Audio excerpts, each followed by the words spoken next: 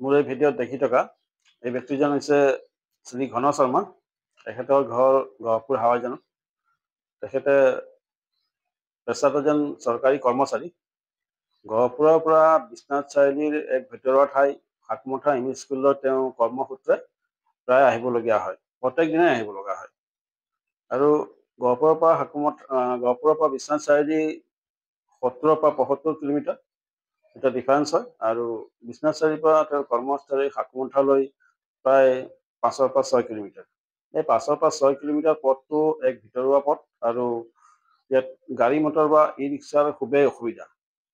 তেখেতক মই বাইকেৰে কেইবাদিন আগবঢ়াই থৈ আহিছোঁ মই নিজে। তেখেতে চকুৰে প্ৰায় 80% দেখি নাপায়। গতিকে এনে এজন অন্ধ ব্যক্তি আপোনাৰ 75-80 কিলোমিটাৰ পথ অতিক্ৰম কৰি প্ৰত্যেক দিনাই কৰ্মস্থলীলৈ আহিব লগা হয়। তেখেতে নিজৰ কৰ্মসংস্থাপন গহপুৰতে বিচাৰি আবেদন জনাইছিল। একো সঁহাৰি নাপালে বুলি আমাক জনাইছে। সেয়েহে মই আজি এই ভিডিঅ'টো চৰকাৰ বা শিক্ষা বিভাগৰ দৃষ্টিগোচৰ কৰিবলৈ এই ভিডিঅ'টো প্ৰস্তুত কৰিলোঁ।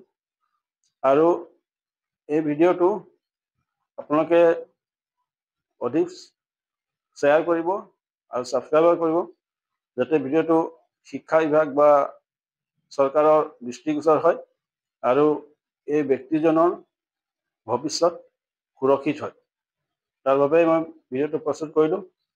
ধন্যবাদ।